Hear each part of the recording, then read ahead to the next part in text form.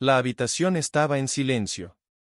Un silencio denso, pesado, del tipo que se siente casi físico contra la piel. Afuera, la ciudad seguía moviéndose como siempre, indiferente a los dramas individuales que se desarrollaban en miles de ventanas iluminadas. Los autos pasaban por la avenida con ese sonido constante que se vuelve casi invisible cuando vives en una ciudad grande. Las luces de neón de un restaurante al otro lado de la calle parpadeaban en tonos rojos y azules, proyectando sombras irregulares sobre las paredes del estudio.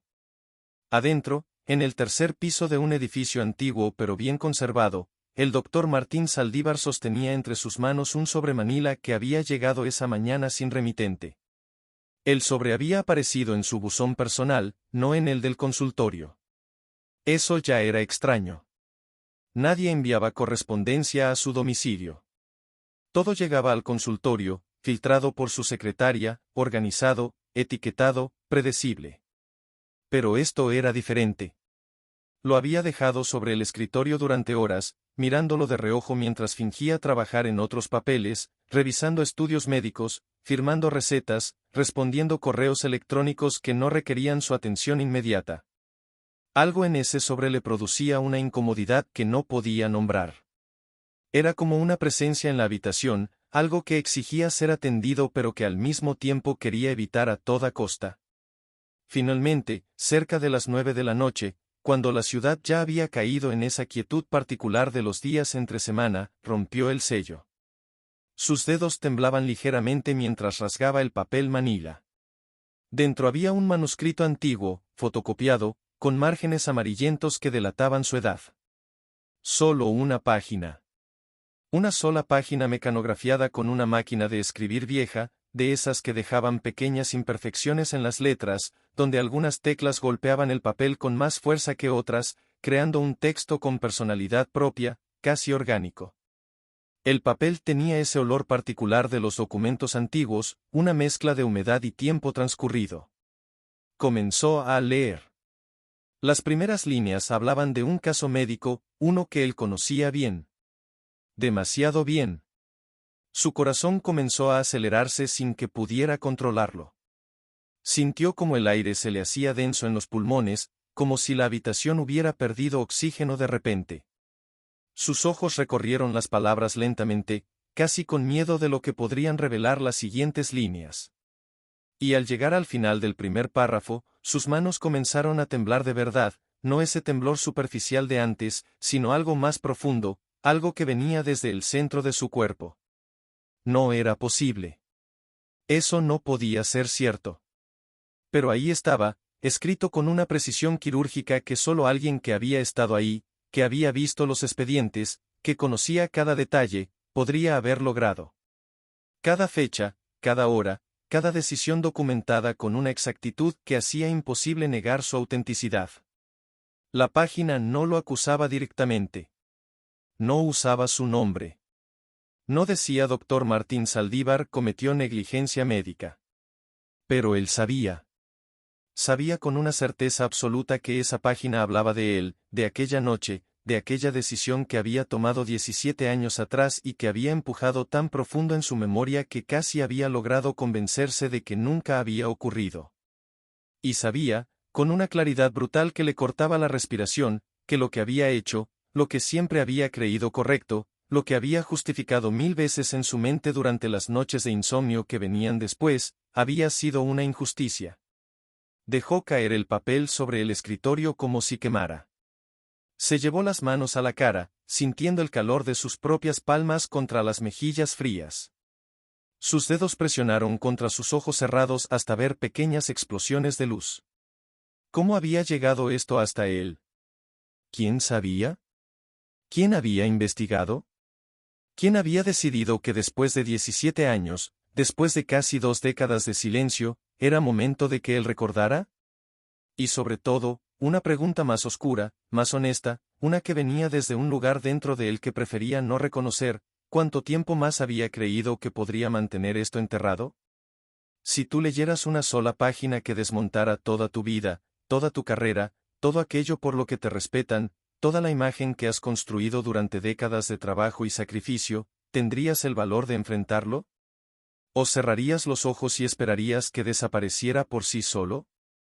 Martín Saldívar había sido, durante 30 años, uno de los neurólogos más respetados del Hospital General de la ciudad. Su nombre aparecía en los directorios médicos con todas las credenciales que importaban: especialización en neurología clínica, maestría en administración hospitalaria, docenas de publicaciones en revistas médicas de prestigio, conferencias en congresos nacionales e internacionales. Su consultorio privado, ubicado en una de las zonas más exclusivas de la ciudad, atendía a empresarios que podían pagar sus honorarios sin pestañear, políticos que necesitaban discreción absoluta, familias enteras que habían pasado de generación en generación confiando en su criterio.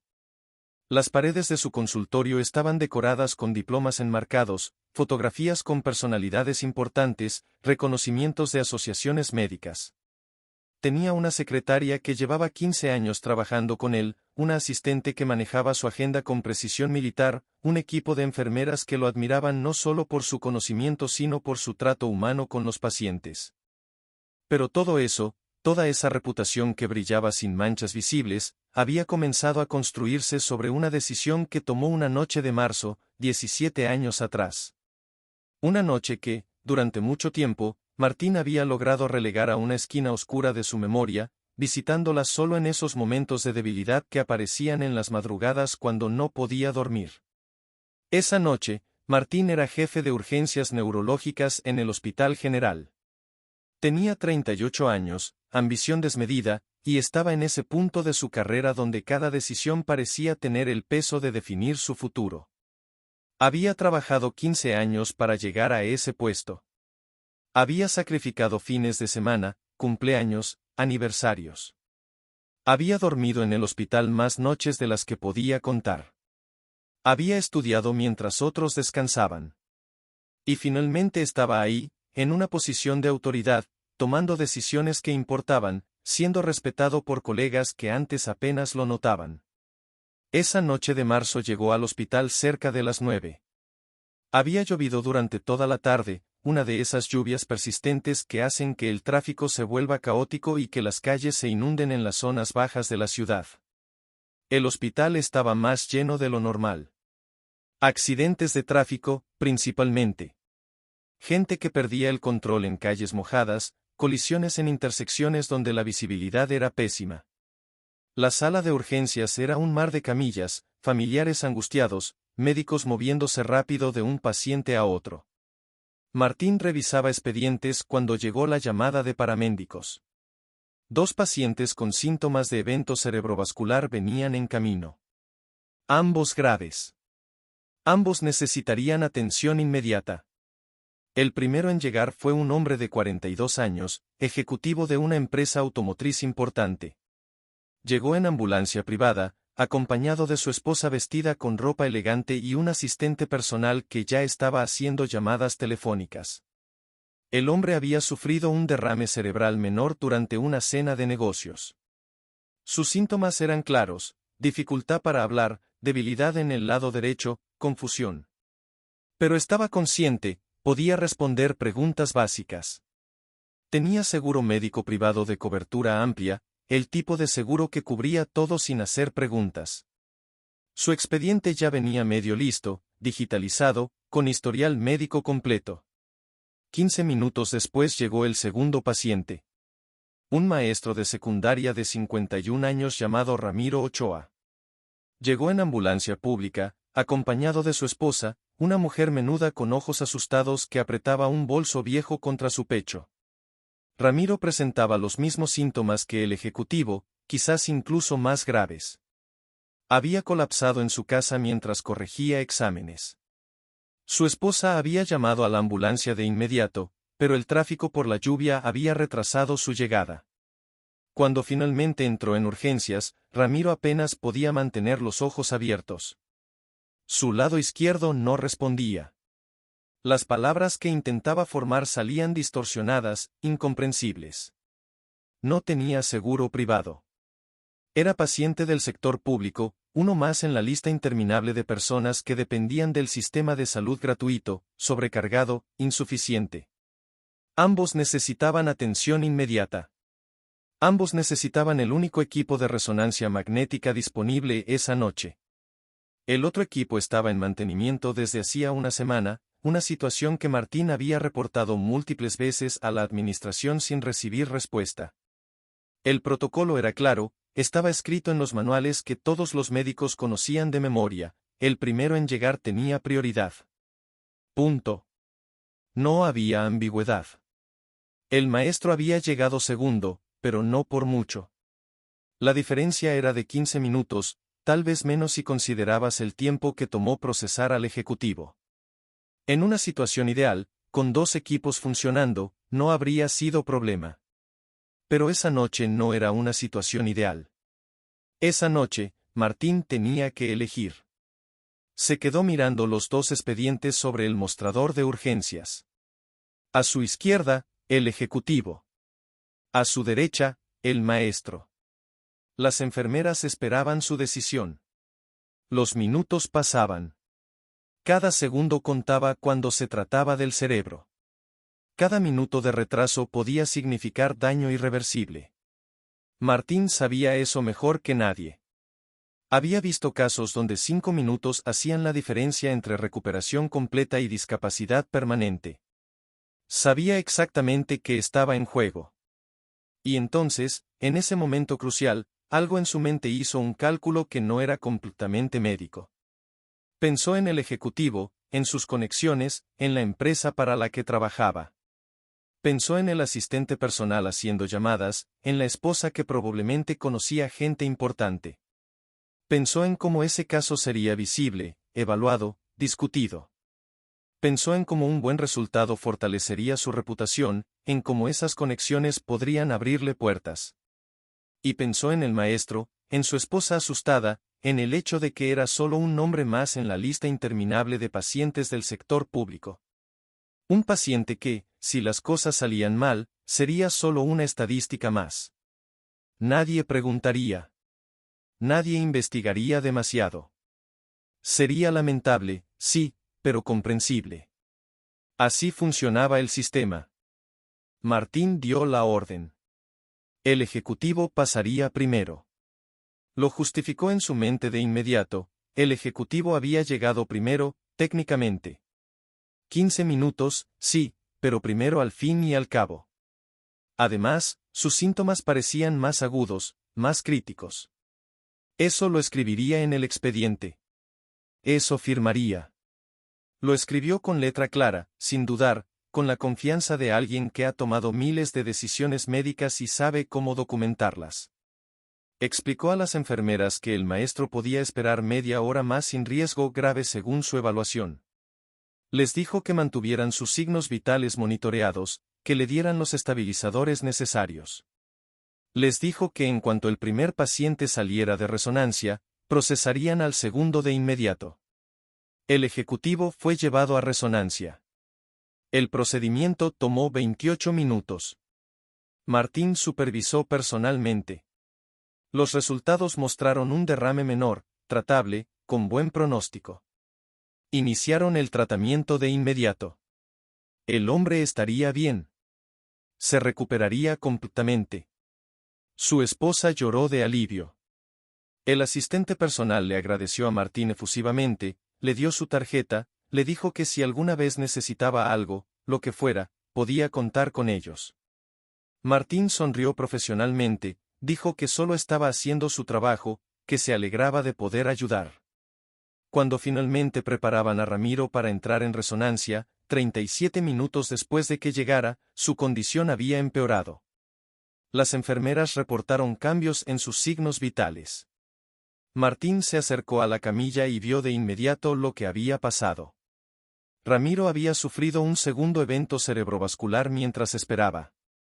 Su lado izquierdo estaba completamente flácido ahora. Sus ojos, aunque abiertos, parecían perdidos. La esposa lloraba sin control, preguntando qué había pasado, porque su esposo estaba peor. Martín le explicó con voz calmada, profesional, que estos casos eran impredecibles, que a veces el cerebro sufría eventos secundarios, que estaban haciendo todo lo posible. Lo llevaron a resonancia de emergencia. Los resultados fueron devastadores. Daño masivo en el hemisferio izquierdo. Hemorragia que había afectado áreas críticas. Iniciaron tratamiento, pero Martín sabía, mientras daba las órdenes, que el pronóstico era malo. Ramiro sobrevivió, pero nunca se recuperó. Meses después, cuando fue dado de alta, había perdido movilidad en todo el lado izquierdo del cuerpo. Perdió gran parte de su capacidad de habla. Las palabras salían trabadas, confusas, cuando salían. Perdió su trabajo. Un maestro que no puede hablar claramente no puede enseñar. Su vida, tal como la había conocido, terminó esa noche. Martín recordaba haber redactado el informe médico con cuidado meticuloso. No mintió en los hechos técnicos, pero tampoco dijo toda la verdad. Escribió que el paciente había llegado en condiciones críticas, lo cual era cierto. Escribió que se hizo todo lo posible con los recursos disponibles, lo cual técnicamente también era cierto. Escribió que el desenlace era lamentable pero, dadas las circunstancias, inevitable. Esa última parte era la mentira. O quizás no una mentira completa, sino una omisión cuidadosa de la verdad completa. Porque las circunstancias no eran inevitables. Las circunstancias eran el resultado directo de su decisión. Firmó el informe. Lo entregó. Nadie cuestionó su versión. Nadie investigó. Nadie pidió explicaciones adicionales. El caso se cerró. Ramiro fue dado de alta meses después con una discapacidad permanente que cambiaría el resto de su vida y la de su familia. Y Martín siguió adelante. Siguió operando, diagnosticando, salvando vidas reales. Y con cada vida que salvaba, se convencía más de que esa noche, esa decisión, había sido solo un momento difícil en una carrera llena de aciertos. Se convencía de que el balance era positivo. Se convencía de que un médico no puede salvar a todos, que a veces las decisiones son imposibles, que él había hecho lo mejor que pudo. Con los años, ese recuerdo se volvió borroso, lejano, justificable. Se volvió algo que podía mencionar vagamente en su mente como un caso complicado, nada más. Pero nunca olvidó el nombre del maestro. Ramiro Ochoa. Ese nombre permanecía ahí, en un rincón de su memoria, esperando. Martín volvió a tomar la página después de varios minutos de solo mirarla sobre el escritorio. Esta vez la leyó completa, despacio, sin permitirse saltar ninguna palabra, sin permitirse el lujo de la negación. Era un fragmento de una tesis de ética médica, o eso parecía por el formato. El estilo era académico pero accesible, escrito por alguien que entendía tanto la medicina como la filosofía moral. El autor, cuyo nombre no aparecía, analizaba casos de lo que llamaba negligencia encubierta en hospitales públicos. Definía el término con precisión, no eran casos de incompetencia médica o error técnico, sino situaciones donde las decisiones correctas desde el punto de vista clínico eran ignoradas o modificadas por razones extramédicas. Razones que tenían que ver con política institucional, conveniencia administrativa, o simplemente el sesgo inconsciente hacia pacientes con más recursos, más conexiones, más visibilidad. Uno de los casos que el texto describía, con detalles exactos que hacían imposible confundirlo con ningún otro, era el de aquella noche de marzo. No mencionaba el nombre del hospital específico, pero describía su estructura, un hospital general público con servicios de neurología limitados. No mencionaba la ciudad, pero el contexto era inconfundible. Describía cómo dos pacientes llegaron con minutos de diferencia, ambos con síntomas similares de evento cerebrovascular. Describía cómo uno fue priorizado sobre el otro sin justificación clínica válida documentada. Describía, con una exactitud que helaba la sangre, cómo el segundo paciente sufrió un evento secundario mientras esperaba, resultando en discapacidad permanente. Describía las consecuencias: pérdida de empleo, dependencia económica total de la familia, deterioro psicológico. Y describía, esto era lo que más le dolía a Martín, como el médico a cargo redactó un informe que técnicamente era correcto pero que ocultaba la verdad más importante, que la decisión de priorización no había sido médica sino política, o peor aún, egoísta. El texto no juzgaba explícitamente. no usaba palabras como criminal o monstruo. Pero su tono frío, analítico, casi clínico en su descripción de los hechos, era más devastador que cualquier acusación emocional. Porque no dejaba espacio para la ambigüedad. No permitía interpretaciones alternativas. Simplemente presentaba los hechos y permitía que el lector llegara a la única conclusión posible, que alguien había elegido deliberadamente salvar la carrera propia sobre la vida de otro. Martín sintió náuseas físicas mientras leía. Tuvo que detenerse a mitad de la página para respirar, para evitar que su estómago se revelara completamente. ¿Quién había escrito esto? ¿Cómo habían conseguido esa información? Los expedientes médicos eran confidenciales. El caso había sido cerrado hacía años. ¿Alguien había investigado? ¿Alguien había desenterrado archivos viejos? ¿Alguien había entrevistado a las enfermeras que estaban ahí esa noche? Revisó el sobre nuevamente, esta vez con más cuidado, buscando cualquier pista que hubiera pasado por alto. Nada. Ningún remitente. Ningún sello postal, lo que significaba que había sido entregado a mano. Ninguna marca identificable en el papel. Solo esa página, fotocopiada de tal manera que era imposible rastrear su origen. La fotocopia era de buena calidad, pero había sido hecha deliberadamente para eliminar cualquier marca de agua o código de rastreo que las fotocopiadoras modernas incluyen. Quien haya hecho esto sabía lo que estaba haciendo. Había planeado cada detalle para mantener el anonimato absoluto. Se levantó y caminó hacia la ventana de su estudio. Afuera, las luces de la ciudad parpadeaban indiferentes. Vio a una pareja caminando por la acera, tomados de la mano, riendo de algo. Vio a un hombre sacando a su perro, esperando pacientemente mientras el animal olisqueaba cada poste. Vio a un taxista estacionado en la esquina, comiendo algo mientras esperaba su siguiente cliente. Vida normal. Gente viviendo sus vidas normales, sin saber que a pocos metros, en una ventana iluminada del tercer piso, un hombre estaba desmoronándose por dentro. Pensó en Ramiro Ochoa. ¿Seguiría vivo? Habían pasado 17 años. Ramiro tenía 51 entonces, lo que significaba que tendría 68 ahora. La expectativa de vida de alguien con esa discapacidad no era buena. El estrés físico, las complicaciones, las infecciones recurrentes que afectan a personas con movilidad limitada. ¿Dónde estaría ahora? ¿Seguiría en la misma casa? ¿Seguiría con su esposa? ¿Cómo habría sido su vida durante estos años? Martín nunca había vuelto a buscarlo. Nunca había preguntado.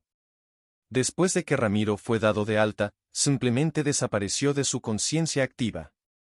Se convirtió en un archivo cerrado, una estadística, un recuerdo incómodo que era más fácil no examinar. Era más fácil seguir adelante, atender a nuevos pacientes, enfrentar nuevos desafíos, construir sobre lo construido sin mirar atrás.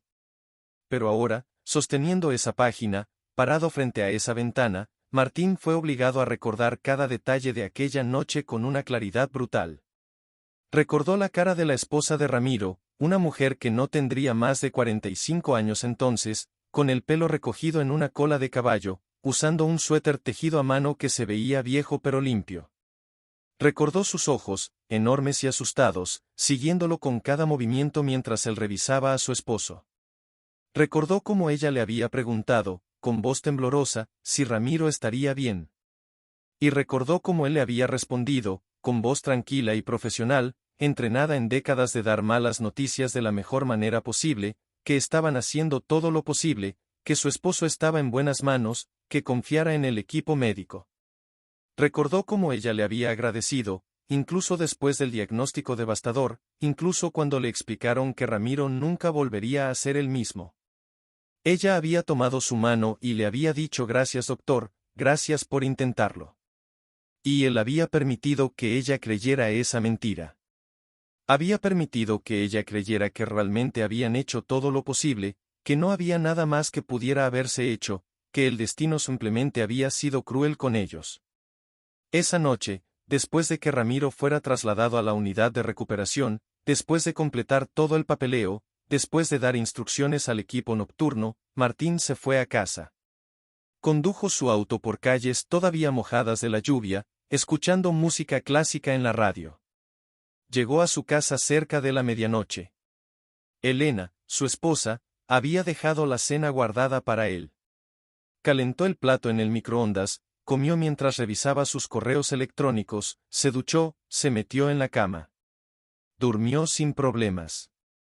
Al día siguiente operó a otros pacientes. Dio consultas. Firmó más expedientes. Siguió su rutina exactamente como siempre. No hubo pesadillas. No hubo crisis de conciencia. Simplemente siguió adelante, porque eso era lo que hacía. Eso era lo que los médicos hacían.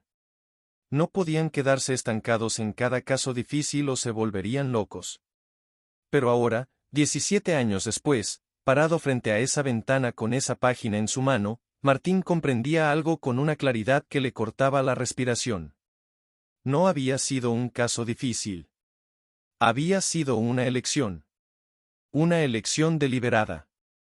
Una elección que él había hecho completamente consciente, pesando los pros y los contras no en términos médicos sino en términos personales.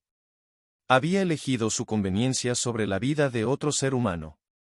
Y lo peor de todo, lo absolutamente devastador, era que en ese momento ni siquiera había dudado. Simplemente lo hizo. Tomó la decisión, la firmó, la ejecutó, y siguió adelante como si nada hubiera pasado. Como si fuera lo más natural del mundo. Las siguientes semanas fueron un descenso lento pero inexorable hacia un lugar oscuro que Martín no sabía que existía dentro de él. Al principio, intentó racionalizar de la misma manera que lo había hecho durante 17 años.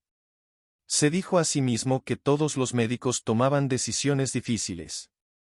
Que la medicina no era una ciencia exacta donde siempre había una respuesta correcta clara.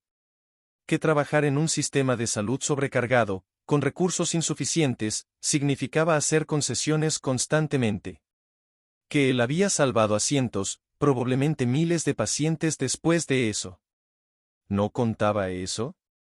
¿No compensaba un error de juicio cometido bajo presión en una noche particularmente difícil? Se repetía estos argumentos mientras se afeitaba por las mañanas, mientras conducía hacia el consultorio, mientras atendía a sus pacientes.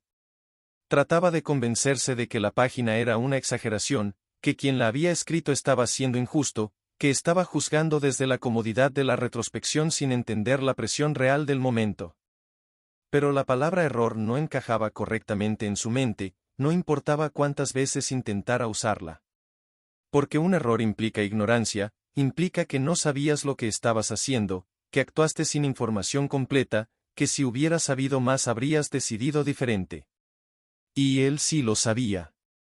Sabía exactamente lo que estaba haciendo cuando firmó esa orden. Conocía el protocolo. Conocía las consecuencias potenciales. Conocía la diferencia entre una decisión médica y una decisión política. Y eligió conscientemente la segunda. Eso no era un error. Eso era una elección. Y las elecciones, especialmente las malas, no podían ser borradas simplemente con el paso del tiempo o con buenas acciones posteriores. El insomnio llegó primero. Martín había sido siempre un buen dormidor, uno de esos médicos afortunados que podían apagar su cerebro al final del día, cerrar los ojos y desconectarse hasta la mañana siguiente. Pero ahora se encontraba despertándose a las 3 de la mañana con el corazón acelerado, sudando a pesar de que la habitación estaba fresca. En esos momentos de vigilia forzada, su mente lo llevaba de vuelta a aquella noche una y otra vez, como una película en loop que no podía detener. Revivía cada momento con un detalle doloroso. Veía la cara de Ramiro en la camilla, sus ojos confundidos, intentando entender qué le estaba pasando a su cuerpo. Veía a la esposa apretando su bolso viejo, mordiéndose el labio inferior para no llorar frente a los médicos. Veía a las enfermeras esperando sus órdenes, confiando en que él tomaría la decisión correcta porque eso era lo que los jefes de urgencias hacían, tomar las decisiones correctas. En sus sueños, cuando finalmente lograba dormir de nuevo, era él quien estaba en la camilla. Era el quien sentía su cuerpo apagándose lentamente, quien intentaba hablar pero no podía formar las palabras, quien veía a los médicos mirándolo y decidiendo que otro paciente era más importante. Despertaba de esas pesadillas con lágrimas en los ojos, algo que no le había pasado desde que era niño. Durante el día, intentaba mantener la normalidad con todas sus fuerzas. Atendía a sus pacientes con la misma profesionalidad de siempre, escuchaba sus síntomas, hacía sus diagnósticos, prescribía tratamientos. Pero algo fundamental había cambiado. Cada vez que miraba un expediente, cada vez que tenía que tomar una decisión sobre prioridades de tratamiento, se preguntaba, ¿estoy tomando esta decisión por razones clínicas reales o por alguna otra razón que no quiero admitir? ¿Estoy siendo honesto conmigo mismo o estoy protegiendo algo? ¿Estoy viendo a este paciente como un ser humano o como una pieza en el juego de mi carrera? Las preguntas lo perseguían incluso en las decisiones más mundanas. Un paciente llegaba sin cita previa, necesitaba atención urgente, pero tenía la agenda llena. Lo atendía de todas formas, reorganizando todo su día, o le pedía que volviera mañana. Antes habría sido una decisión simple, práctica. Ahora se convertía en un dilema moral que lo paralizaba. ¿Y si ese paciente empeoraba mientras esperaba? ¿Y si esa espera de 24 horas hacía la diferencia entre recuperación y daño permanente? ¿Sería su culpa otra vez? Su esposa, Elena, notó el cambio antes de que él pudiera ocultarlo completamente.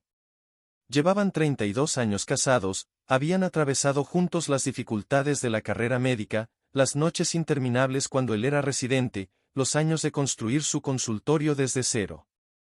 Elena lo conocía mejor que nadie. Conocía sus expresiones, sus silencios, sus cambios de humor. Una noche, mientras cenaban en silencio inusual, ella dejó su tenedor sobre el plato con un sonido que pareció resonar en toda la habitación. «Martín, ¿qué te pasa?», preguntó con voz suave pero firme. Él levantó la vista, sorprendido. «¿Qué me pasa?» «Nada, estoy bien». Ella lo miró con esos ojos que habían visto a través de sus mentiras durante 3 décadas. «No estás bien. Llevas semanas durmiendo mal, apenas comes, estás constantemente distraído. Cuando te hablo es como si no me escucharas. ¿Qué está pasando?». Martín sintió el impulso de contarle todo. De sacar esa página del cajón donde la había guardado bajo llave en su estudio, mostrarle la verdad completa, compartir el peso que lo estaba aplastando. Las palabras subieron por su garganta, empujando para salir. Pero cuando abrió la boca, lo que salió fue, «Estoy cansado, nada más. Muchos pacientes últimamente. Casos complicados». Elena lo estudió en silencio durante lo que pareció una eternidad. Él podía ver que no le creía, podía ver las preguntas formándose en su mente. Pero finalmente ella solo asintió, tomó su tenedor de nuevo, y continuó comiendo. No insistió. Quizás porque llevaban suficiente tiempo juntos como para saber cuándo presionar y cuándo dar espacio. O quizás porque parte de ella no quería saber realmente qué estaba pasando, no quería descubrir algo que podría cambiar todo. Esa noche, acostado en la oscuridad junto a Elena que dormía tranquilamente, Martín pensó en lo fácil que sería contarle la verdad. Imaginó la conversación completa. Imaginó cómo empezaría: «Elena, hace 17 años tomé una decisión que arruinó la vida de un hombre». Imaginó su expresión cambiando, la confusión, luego la comprensión, luego quizás el horror. Imaginó las preguntas que vendría después. ¿Por qué lo hiciste? ¿Cómo pudiste? ¿Quién eres realmente? Y se dio cuenta de que no tenía respuestas satisfactorias para ninguna de esas preguntas. No podía explicarle algo que él mismo no entendía completamente. No podía justificar lo injustificable. ¿Cómo le explicas a alguien que te ha admirado durante 30 años, que te ha visto como un hombre bueno, ético, dedicado a salvar vidas, que todo eso está construido sobre una mentira? ¿Cómo le dices que la persona que cree conocer, en quien ha confiado, con quien ha compartido su vida entera, tomó conscientemente la decisión de destruir la vida de otro ser humano por conveniencia personal? ¿Cómo le dices que cada logro, cada reconocimiento, cada momento de orgullo que han compartido, está manchado por ese acto original de cobardía? Las palabras no existían.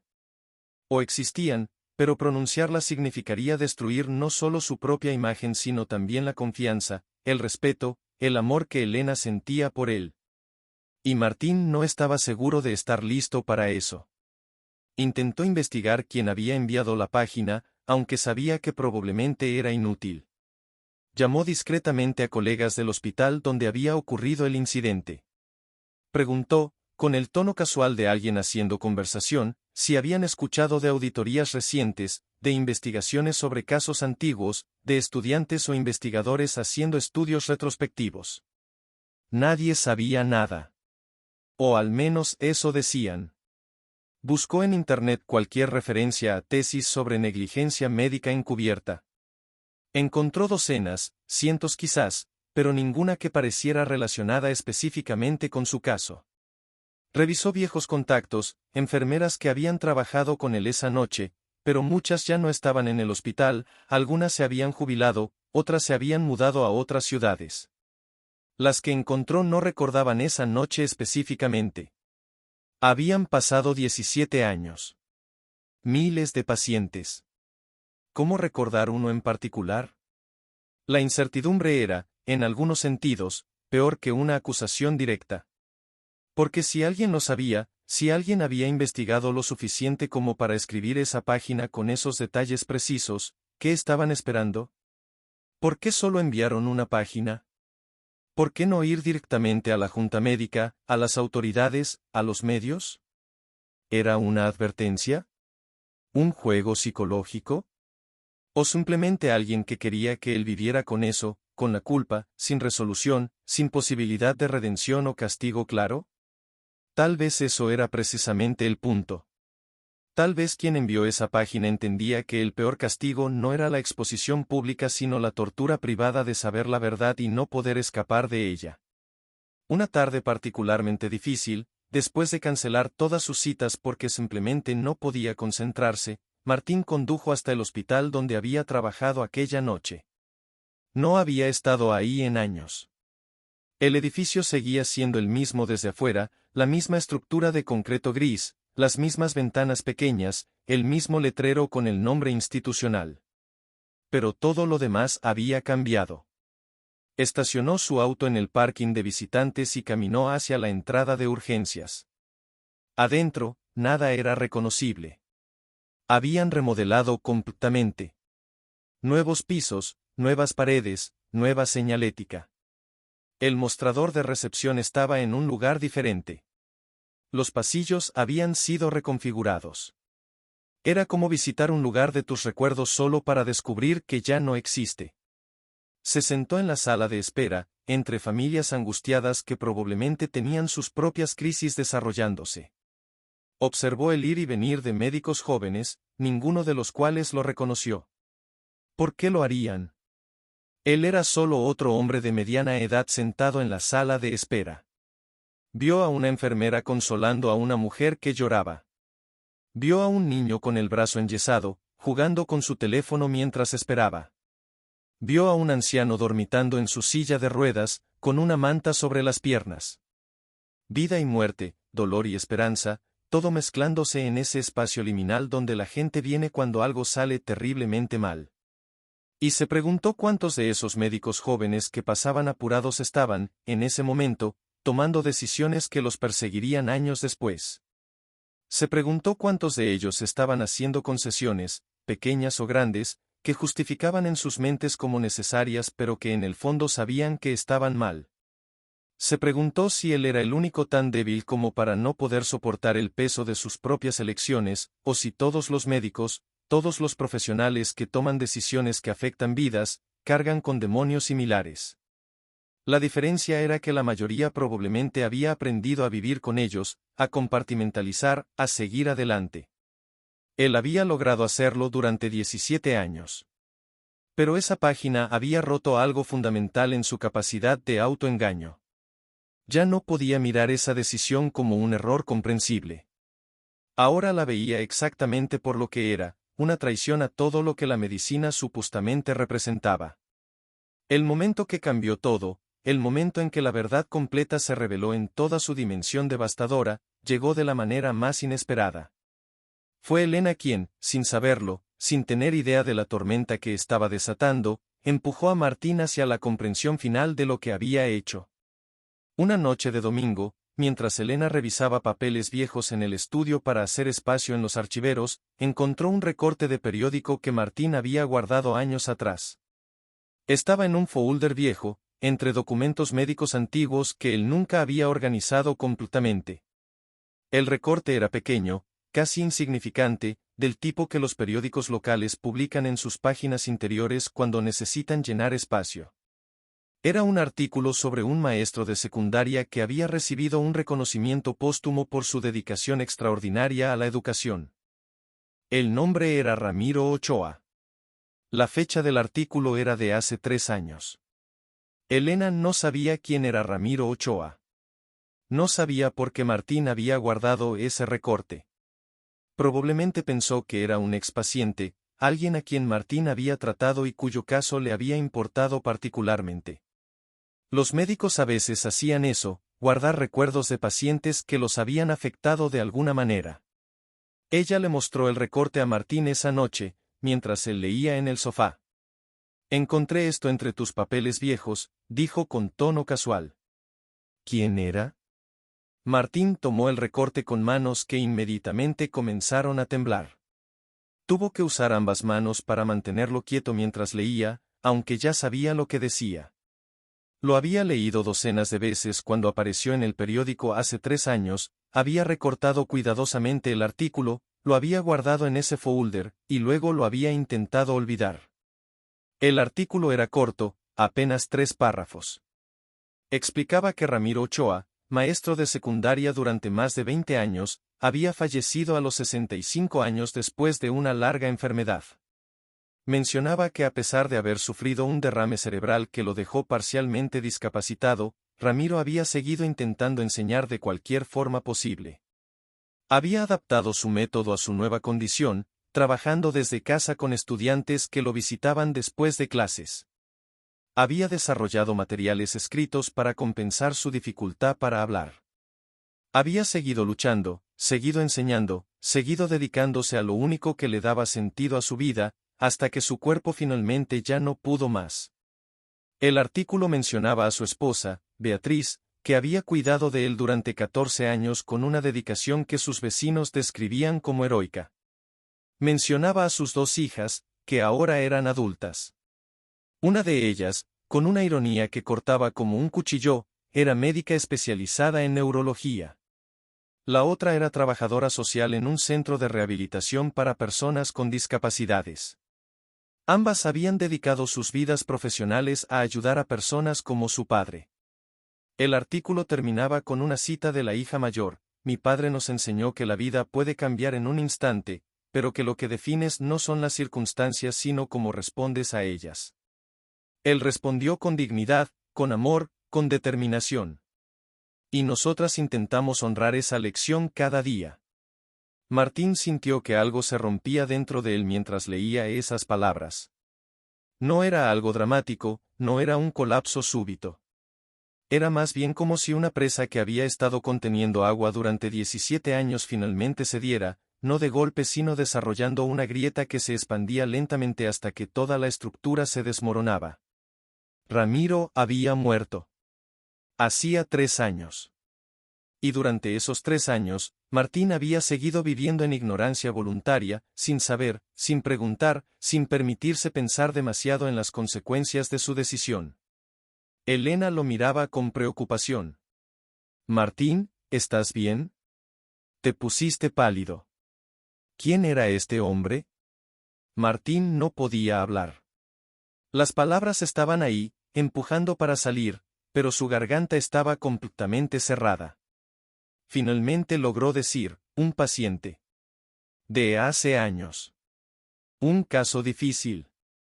Elena asintió, tomó el recorte de sus manos temblorosas, y lo dejó sobre la mesa. ¿Quieres que lo tire? No, dijo Martín con voz apenas audible. Déjalo ahí. Esa noche no durmió en absoluto. Se quedó en su estudio hasta el amanecer, leyendo y releyendo ese artículo, dejando que cada palabra penetrara profundamente. Ramiro había muerto. Ya no había forma de pedirle perdón. Ya no había forma de explicarle que su decisión había sido egoísta, cobarde, injusta. Ya no había forma de devolverle los 14 años que pasó en una condición que podría haberse evitado. Ya no había forma de devolverle su carrera, su independencia, su vida tal como debería haber sido. Todo eso estaba perdido para siempre, y Martín ni siquiera había sabido que Ramiro había muerto hasta este momento. Y lo peor, lo absolutamente devastador que lo destrozaba desde adentro, era darse cuenta de que durante todos esos años, durante los 17 años completos desde aquella noche, Martín había tenido opciones. Había tenido la opción de buscar a Ramiro. Había tenido la opción de ofrecerle ayuda directa, tratamiento especializado, lo que fuera necesario. Había tenido la opción de usar su influencia, sus conexiones, su posición privilegiada para asegurar que Ramiro recibiera la mejor atención posible. Había tenido la opción de admitir su error ante la junta médica, de exponer las fallas del sistema que permitían que casos como este ocurrieran. Había tenido la opción de al menos visitar a Ramiro una vez, de mirarlo a los ojos, de decirle la verdad. Pero no hizo nada de eso. Absolutamente nada. Y ahora entendía por qué con una claridad brutal que le quitaba el aliento. No hizo nada porque hacerlo hubiera significado admitir la injusticia. Hubiera significado reconocer públicamente que había tomado una decisión incorrecta. Hubiera significado arriesgar su reputación, su carrera, todo lo que había construido. Hubiera significado enfrentar consecuencias reales por sus acciones. Y él no estaba dispuesto a hacer eso. No por principios nobles de proteger a su familia o mantener su capacidad de ayudar a futuros pacientes. Esas serían racionalizaciones cómodas pero falsas. La verdad simple y terrible era que no hizo nada porque le convenía no hacer nada. Esa revelación lo golpeó con la fuerza de un puño en el estómago. La injusticia no había sido solo la decisión de aquella noche. Eso había sido el inicio. La verdadera injusticia, la más profunda y más imperdonable, había sido cada día después en el que eligió no corregirla. Cada día en el que se despertaba en su cama cómoda, en su casa bonita, conducía a su consultorio exitoso, atendía a sus pacientes de clase alta, cobraba sus honorarios generosos, y decidía conscientemente no pensar en Ramiro Ochoa. Cada día en el que eligió su comodidad sobre la verdad. Cada día en el que eligió su carrera sobre la justicia. Cada día en el que permitió que Ramiro y su familia cargaran solos, completamente solos, con las consecuencias de su decisión. Pensó en Beatriz, la esposa, cuidando de Ramiro durante 14 años. Levantándose cada mañana para ayudarlo a vestirse porque él no podía hacerlo solo. Cortando su comida en pedazos pequeños porque él no podía masticar bien. Interpretando sus palabras confusas porque él no podía hablar claramente. Administrando sus medicamentos, programando sus terapias, lidiando con el sistema de salud burocrático y indiferente. Soportando el peso financiero porque un maestro discapacitado no genera mucho ingreso. Viendo cómo sus sueños para el futuro se evaporaban, cómo sus planes de jubilación se convertían en planes de supervivencia. Haciendo todo eso sola, mientras Martín vivía su vida perfecta a pocos kilómetros de distancia. Pensó en las hijas, creciendo con un padre que no podía hacer las cosas normales que los padres hacen. No podía jugar deportes con ellas. No podía asistir a sus eventos escolares sin ayuda. No podía ayudarlas con la tarea de la manera que quería porque escribir era difícil, hablar era difícil, todo era difícil. Viendo cómo otros niños tenían padres que funcionaban normalmente mientras el suyo luchaba con tareas básicas. Y aún así, según el artículo, habían crecido para ser personas dedicadas a ayudar a otros. Habían tomado el sufrimiento de su familia y lo habían transformado en compasión por extraños. Habían visto lo peor que la vida podía ofrecer y habían decidido responder con bondad. Mientras tanto, Martín había tomado lo mejor que la vida podía ofrecer, oportunidades, educación, talento, y lo había usado para construir una carrera sobre la espalda de alguien a quien destruyó. La página que había recibido no era una acusación externa. Era un espejo. Y lo que veía en ese espejo no era un médico que había cometido un error comprensible bajo presión. Era un hombre que había elegido, una y otra vez durante 17 años, protegerse a sí mismo en lugar de hacer lo correcto. Era un hombre que había permitido que su cobardía se disfrazara de pragmatismo, que su egoísmo se disfrazara de profesionalismo, que su culpa se disfrazara de compartimentalización saludable. Era un hombre que había mentido, no solo a otros sino fundamentalmente a sí mismo, durante tanto tiempo que casi había olvidado la verdad. Pero ahora la verdad estaba ahí, imposible de ignorar, imposible de racionalizar. Ramiro Ochoa había vivido 14 años con las consecuencias de su decisión y había muerto sin saber la verdad completa. Su familia había sufrido sin saber que ese sufrimiento pudo haberse evitado. Y Martín había vivido todos esos años en comodidad, en éxito, en la ilusión de ser un buen hombre, mientras la evidencia de su falta de bondad fundamental cargaba su dolor en silencio. Martín tomó una decisión. No sabía si era la correcta. Probablemente era demasiado tarde para que cualquier decisión fuera correcta. Pero sabía que era la única que podía tomar sin destruirse completamente, sin perder por completo cualquier resto de humanidad que le quedara. Buscó la dirección de Beatriz, la viuda de Ramiro. No fue difícil encontrarla. Internet había hecho que encontrar a personas fuera sorprendentemente fácil. Vivía en un barrio modesto al sur de la ciudad, no lejos de donde había estado la escuela secundaria donde Ramiro había enseñado durante años.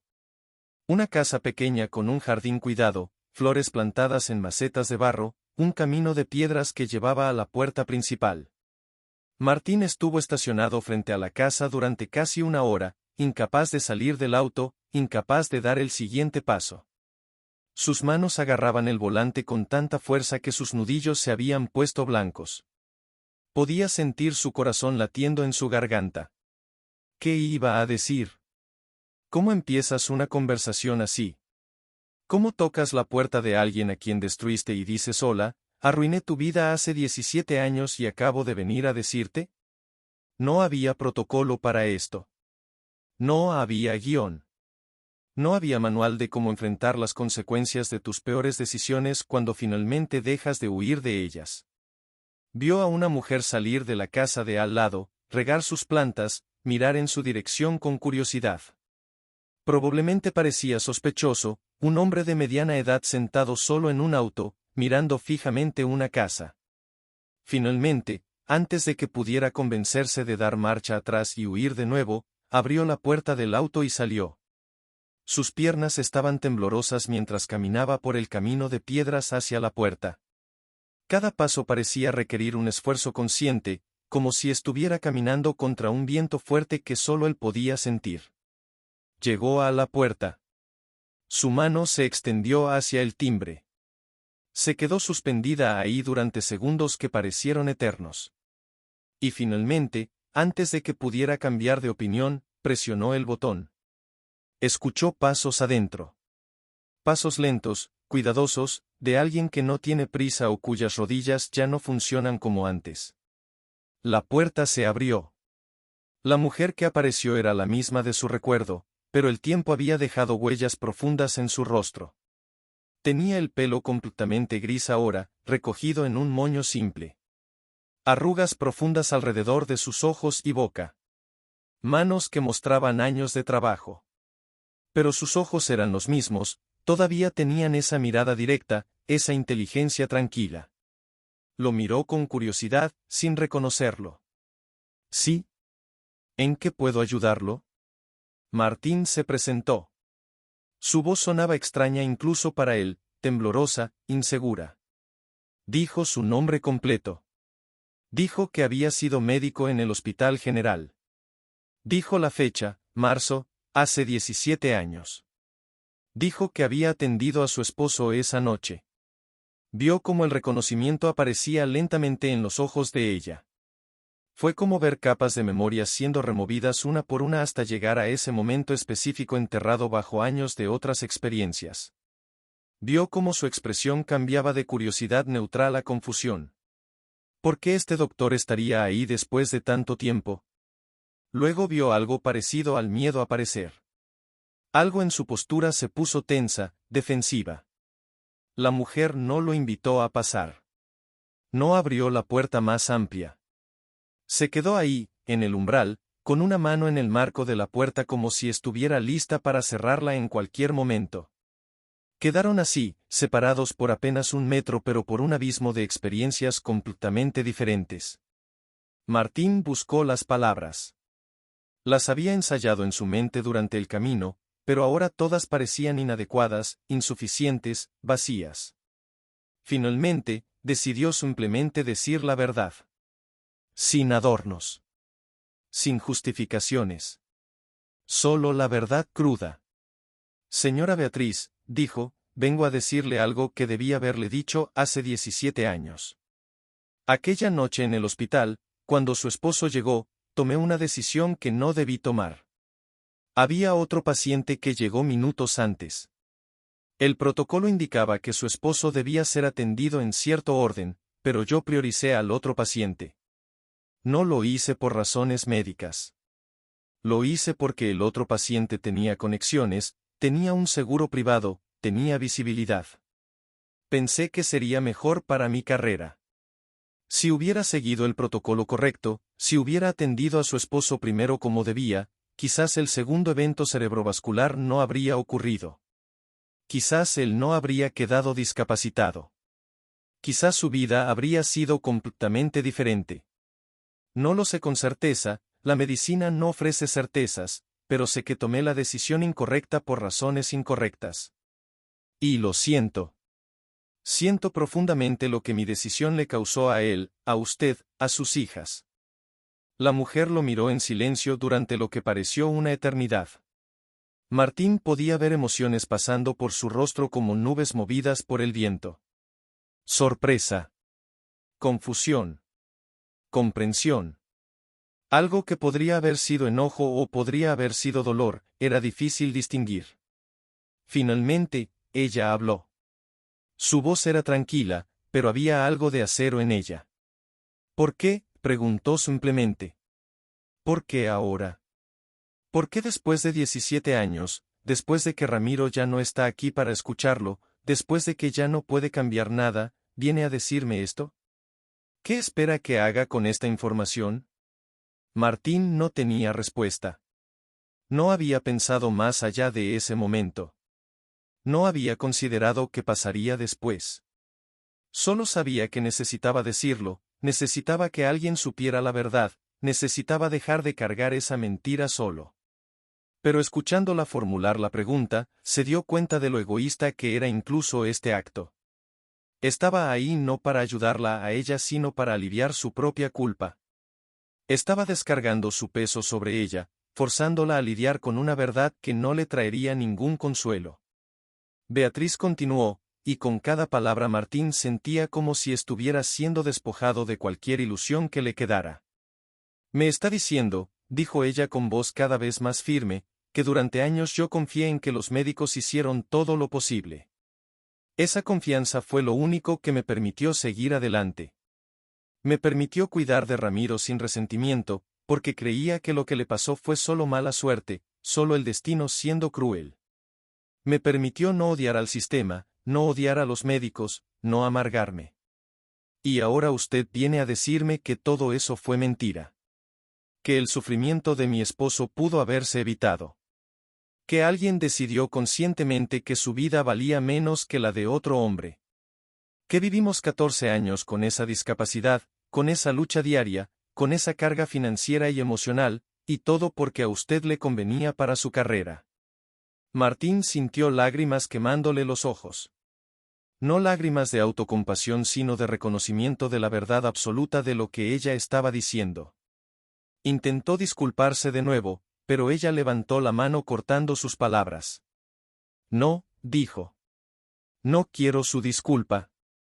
No sé qué hacer con ella. No sé si te odio o si solo siento lástima por ti. Probablemente las dos cosas. Pero lo que sí sé es que esto no cambia nada. Ramiro sigue muerto. Mis hijas crecieron viendo a su padre luchar cada día con tareas que solían ser simples. Yo pasé 14 años siendo enfermera, terapeuta, intérprete, todo, mientras usted seguía viviendo su vida perfecta. Y ahora viene aquí buscando qué, perdón. ¿Absolución? ¿Quiere que le diga que está bien, que lo entiendo, que todos cometemos errores? No puedo darte eso. No voy a darte eso. Porque no fueron solo los 17 años desde aquella noche. Fueron los años que Ramiro y yo no tuvimos juntos después de su muerte. Fueron los nietos que él no conoció porque murió demasiado pronto, agotado por años de lucha física. Fueron los sueños que tuvimos que abandonar. Fueron las conversaciones que nunca pudimos tener porque él no podía hablar bien. Fue todo. Y usted me está diciendo que todo eso fue evitable. Cerró la puerta suavemente, sin violencia, sin dramatismo, solo con una finalidad absoluta. Martín se quedó ahí, frente a esa puerta cerrada, comprendiendo que no había redención posible. Que algunas cosas no se pueden reparar, no importa cuánto lo intentes, no importa cuánto dolor estés dispuesto a soportar. Martín renunció a su cargo en el hospital privado 2 semanas después. No dio explicaciones detalladas. Simplemente presentó una carta breve: después de 30 años de práctica médica, he decidido tomar una dirección diferente. Agradezco la oportunidad de haber trabajado aquí. Sus colegas estaban confundidos. Su secretaria lloró. Algunos pacientes llamaron preguntando qué había pasado. Él no dio detalles a nadie. Elena le preguntó por qué, con esa mezcla de preocupación y cansancio que solo aparece después de décadas compartiendo una vida. No lo hizo como un reclamo, sino como alguien que siente que algo esencial se ha roto y necesita entender que queda en pie. Martín la miró durante un largo momento antes de responder. Por primera vez en años, no buscó una explicación elegante, ni una razón que sonara noble o conveniente. Dijo simplemente: porque no puedo seguir viviendo como si nada hubiera pasado. Elena no insistió. No pidió más detalles. Tal vez porque entendió que algunas respuestas, cuando llegan demasiado tarde, no traen alivio, solo peso. Tal vez porque intuyó que lo que fuera que Martín estaba enfrentando no podía resolverse con una conversación de cocina ni con palabras de consuelo. Esa noche durmieron en la misma cama, pero separados por un silencio nuevo, distinto, uno que no era de rutina sino de cosas no dichas que ya no podían ignorarse. Martín no volvió a ejercer como médico. No abrió otro consultorio. No se fue a trabajar a otra ciudad. No escribió un libro para limpiar su nombre ni dio entrevistas hablando de ética y errores del sistema. Tampoco se presentó ante la familia de Ramiro con promesas de reparación imposibles. Entendió, finalmente, que no todo daño admite compensación, y que hay decisiones cuyo precio no se paga con gestos visibles, sino con la pérdida definitiva de ciertas certezas sobre uno mismo. Siguió viviendo. Eso fue todo. Se levantaba cada mañana, hacía el café, leía el periódico, caminaba por la ciudad como cualquier otro hombre de su edad. Pero algo había cambiado de forma irreversible. Ya no podía mirarse como alguien que simplemente había cometido un error en una noche difícil. Tampoco como un monstruo excepcional. Era algo más incómodo que eso, era una persona común que, en un momento crucial, eligió la conveniencia sobre la justicia, y vivió muchos años beneficiándose de esa elección. A veces pensaba en Ramiro Ochoa. No como un caso clínico, ni como una estadística, sino como un hombre real, con una vida que siguió un rumbo distinto por una decisión que él tomó. Pensaba en Beatriz, en sus hijas, en todo lo que no ocurrió y en todo lo que ocurrió en su lugar. No buscaba perdón en esos pensamientos. Sabía que no le correspondía. Eran, simplemente, un recordatorio constante de algo que no debía volver a olvidar. Porque la injusticia no siempre se manifiesta como un acto brutal o evidente. A veces es silenciosa. A veces está perfectamente documentada. A veces se esconde detrás de decisiones razonables, de explicaciones técnicas, de carreras exitosas y conciencias bien entrenadas para no mirar demasiado de cerca. Y casi siempre, la injusticia no ocurre solo en el momento en que se comete, sino en cada día posterior en el que alguien elige no corregirla. La pregunta, al final, no es qué hizo Martín Saldívar hace 17 años. La verdadera pregunta es otra, y es para quien escucha esta historia: si hoy descubrieras que una decisión antigua tuya fue una injusticia, ¿tendrías el valor de enfrentarlo, o seguirías viviendo como si nunca hubiera pasado nada?